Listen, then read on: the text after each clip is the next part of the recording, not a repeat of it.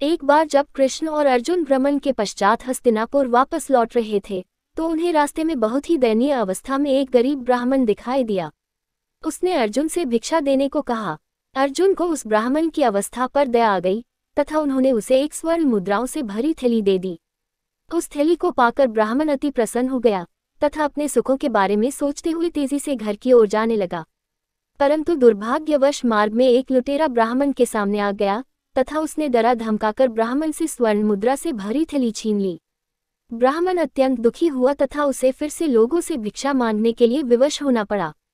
एक दिन जब वह भिक्षा मांग रहा था तो अर्जुन की नज़र उस ब्राह्मण पर पड़ी तथा अर्जुन ने आश्चर्य करते हुए ब्राह्मण से पूछा, मैंने तो आपको पर्याप्त मात्रा में धन दिया था, परंतु फिर भी आप भिक्षा क्यों मांग रहे हो? ब्राह्मण ने अर्जुन को बताया कि किस तरह एक लुटेरा मार्ग में उसे लूट गया।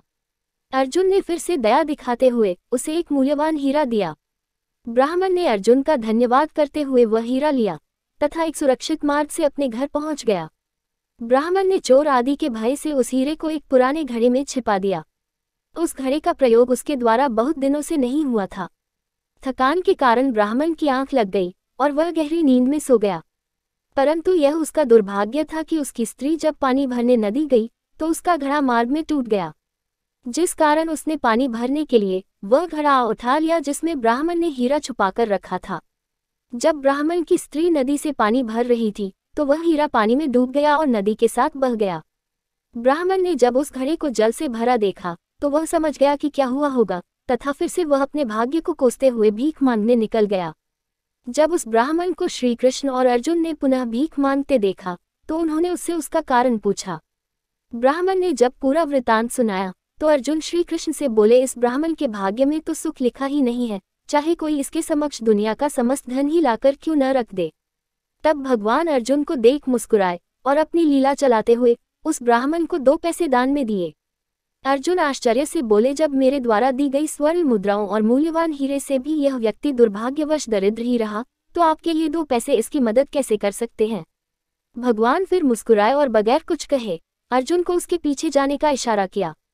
ब्राह्मण दुखी मन से सोच रहा था कि आखिर कृष्ण ने उसे ऐसा तुच्छ दान क्यों दिया, क्योंकि इन पैसों से तो वो अपने लिए एक समय का भोजन भी प्राप्त नहीं कर सकता। तभी उसे एक मछुआरा दिखाई दिया जिसके जाल में एक मछली अब भी जिंदा थी और तड़प रही थी। ब्राह्मण ने सोचा कि मेरे पास जो पैसे हैं उससे मेरा तो भला हो नहीं सकता, क्यों न इस मछली की जान बचा ली जाए। उस ब्राह्मण ने 2 पैसे में वह मछली खरीद ली और उसे अपने कमंडल में डाल पास ही नदी की ओर बढ़ने लगा। तभी उसने देखा कि मछली के मुंह से एक चमकीला पदार्थ निकला। ये वही हीरा था जो उसे अर्जुन से प्राप्त हुआ था। ब्राह्मण खुशी में चिल्लाने लगा कि मिल गया, मिल गया। ब्राह्मण के भाग्य से वह लुटेरा जिसने ब्राह्मण को लूटा था उसी नदी के किनारे से निकल रहा था। जब उसने ब्राह्मण को चिल्लाते हुए सुना तो उसे लगा ब्राह्मण को पता चल गया कि वही वो लुटेरा है जिसने ब्राह्मण को लूटा था। ब्राह्मण कहीं राज दरबार इत्यादि में उसकी शिकायत न कर दे, इस डर से उस लुटेरे ने ब्राह्मण को उसका धन लौटाते हुए उसके चरणों में गिर माफी मांगी। ये सब देख अर्जुन भगवान कृष्ण को हाथ जोड़कर बोले, भगवान ये आपकी कैसी लीला है? मेरे द्वारा ब्राह्मण को दिए गए मूल्यवान हीरे और स्वर्ण मुद्राओं के बाद भी ब्राह्मण पहले की भांति ही अपनी दरिद्र अवस्था में ही बना रहा, लेकिन आपके द्वारा दिए गए 2 पैसों ने उसका भाग्य ही बदल डाला।